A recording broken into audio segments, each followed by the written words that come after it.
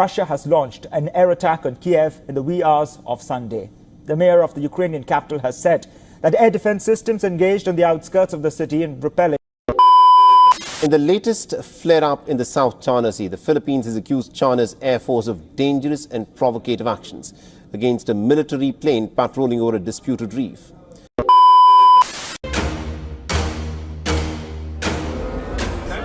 Nagpalipad ang Russia ng rocket missile at inahanda nito ang mga iba't ibang istasyon malapit sa kanyang mga kalaban, ang NATO, gayon din ang Amerika.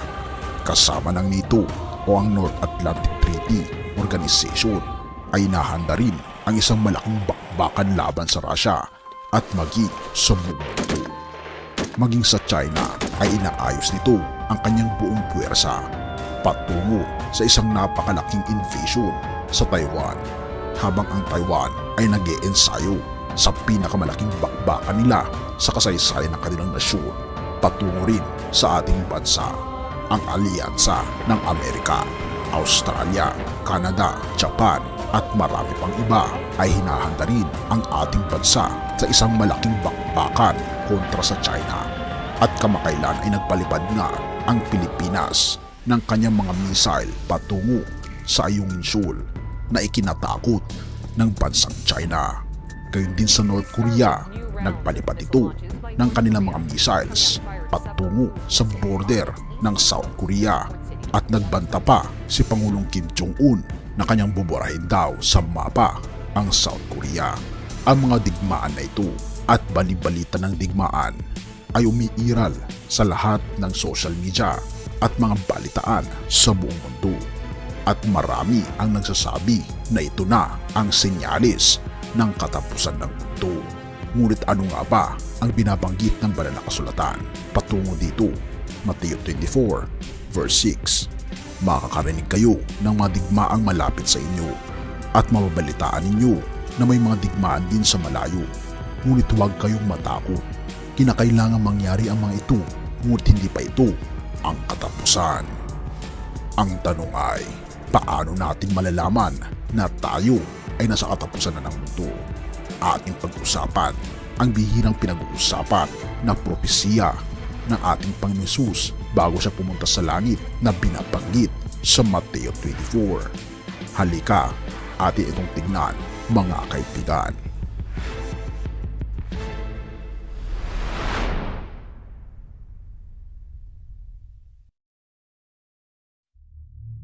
Ang kwentong ito ay nang si Jesus kasama ng kanyang mga alagad ay naglalakad patungo sa gusali ng templo ng Jerusalem.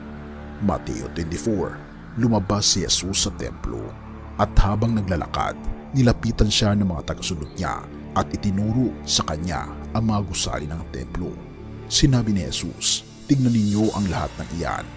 Sinasabi ko sa inyo ang totoo, magigiba ang lahat ng iyan at walang maiiwang magkapatong na bato. Kung ating mapapansin sa konteksto na ito, binabanggit ng ating Panginoong Diyos ang patungkol sa pagkawasak ng templo. Ngunit binabanggit sa kasaysayan na nawasak nga ang templo sa Jerusalem nang sinugod ng mga taga-Roma ang Jerusalem noong 70 CE. Ngunit kung ating titingnan, hindi patungkol sa paglusob ng mga Roma ang binabanggit ng ating Panginoong Hesus.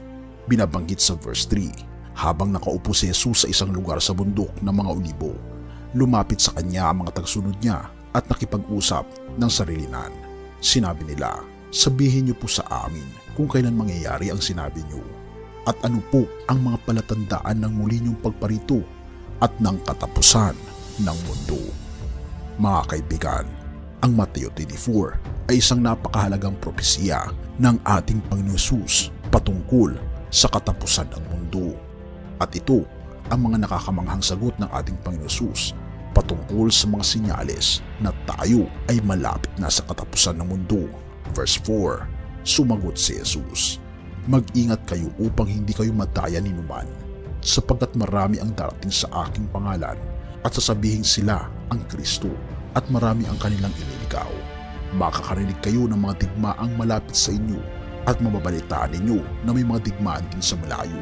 Ngunit huwag kayong matakot, kinakailangan mangyari ang mga ito, ngunit hindi pa ito ang katapusan.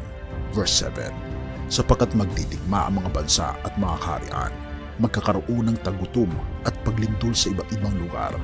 Ang lahat ng ito'y pasimula pa lang ng mga paghihirap na darating.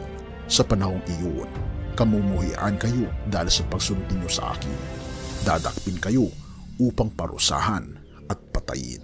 Marami ang tatalikod sa kanilang pananampalataya, kapupuotan at ipapahuli nila ang kapwa nila mananampalataya. Lilitaw ang maraming huwad na propeta at marami ang mainiligaw nila. Lalaganap ang kasamaan at dahil dito manlalamig ang pag-ibig ng maraming mananampalataya. Ngunit ang mananatiling tapat hanggang sa wakas ay maliligtas. Ito ang mga senyales ng malapit ng pagdating ng ating Panginoong Diyos na kung ating babalikan ang mga bagay na binanggit ng ating Panginoong Yesus ay nangyayari na sa kapanahunan natin ngayon. Mga lindol, kasamaan ng tao, mga huwad na propeta, mga tagutom, mga kapigatian, mga taong tumalikod sa pananampalataya at kapupuotan ang kapwa nila mananampalataya, pagkaparusa at kamatayan sa mga taong naglilingkod sa ating Panginoong Diyos. Ngunit ito ay hindi pa ang huling sinyalis sa pagdating ng ating Panginoong Yesus. Atin ngang tunghayan ang huling sinyalis sa verse 14. Ipapangaral sa buong mundo ang magandang balita tungkol sa paghahari ng Diyos upang malaman ito ng lahat ng tao at saka darating ang katapusan. Maraming mga bansa ngayon ang hindi naniniwala sa ebanghelyo ng ating Panginoon Kristo. Ngunit hindi katulad noon na mahirap ipalaganap ang mensahe ng katotohanan ng ating Panginoon Yesus. Sa panahon natin ngayon, napepenetrate na kahit ang mga komunistang bansa na hindi tumatanggap ng pagkakristyano.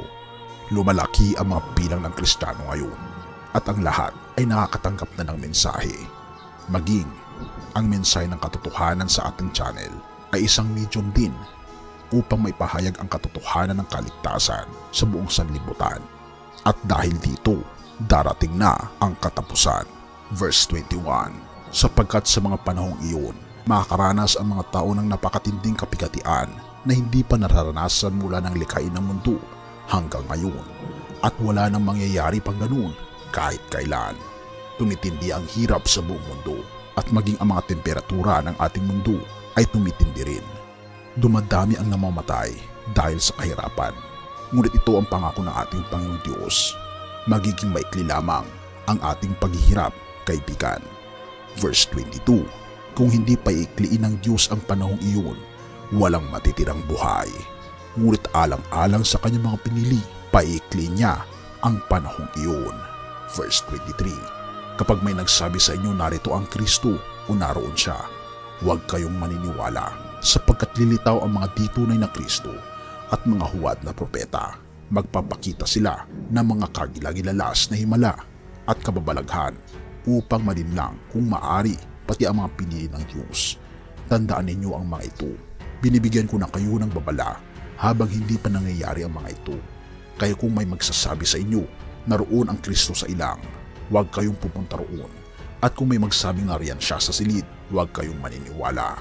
Sapagkat ako na anak ng tao ay babalik na tulad ng kidlat na nagliliwanag mula sa silangan hanggang sa kanluran na makikita ng lahat. May kasabihan na kung saan may bangkay, doon nag-uumpukan ng mga buwitre. Kaibigan, binabanggit sa verse 27, ang pagdating ng ating Panginoong Diyos ay katulad ng isang kidlat na magliliwanag mula sa silangan hanggang sa kanluran. At hindi ito isang sikreto sapagkat makikita ito ng lahat. Verse 29. Pagkatapos ng mga araw na iyon ng matinding kahirapan, magdidilim ang araw, hindi magliliwanag ang buwan, at mahuhulog ang mga bituin mula sa langit. Ang mga bagay sa kalawakan ay mayayanig at mawawala sa kanilang landas. Pagkatapos makikita sa langit ang tanda ng aking pagbabalik, at maghinagpis ang lahat ng tao sa mundo dahil dito. At makikita nila ako na anak ng tao na dumarating na mula sa ulap na taglay ang kapangyarihan at kalwalhatian. Sa malakas na tunog ng trumpeta ay ipapadala ko ang aking mga anghel sa lahat ng lugar sa mundo upang tipunin ang aking mga pinili. Kaibigan, ito ang pagdating ng ating Panginoong Diyos. at ang mga sinyalis ng kanyang muling pagdating at ng katapusan ng mundo. Ang tanong ay, nakahanda ka na ba, kaibigan? Tayo'y manalangin. Ama naming banal, mga panginoon naming Diyos, kami po'y nagagalak sapagkat nakita po namin, Panginoon, ang katotohanan. Ang katotohanan ng mensahe ng Ebanghelyo ng aming Panginoong Diyos na malapit na pong maganap. Ang iyo pong muling pagdating na aming inaasahang mga anak po ninyo ay nais po namin itong panghawakan. Natulungan kami, Panginoon, na maging kabahagi sa inyo pong muling pagdating. Tulungan kami, Panginoon, na laging ialay ang aming buong puso sa inyo.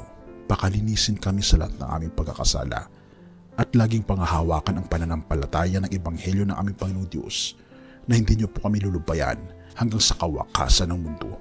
Salamat, Panginoon, sa inyo pong pag-ibig sa amin. Salamat po, Panginoon, sa inyo pong walang sawang grasya na ipinapaabot sa inyong mga anak upang kami maging handa sa malapit na po ninyong pagdating. Purihin ka, o aming Panginoong Diyos, at patawarin po kami sa lahat ng aming pagkukulang at pagkakasala, sapagkat ito ay aming samot hiling sa matamis na pangalan ng aming Panginoon Jesus. Amen.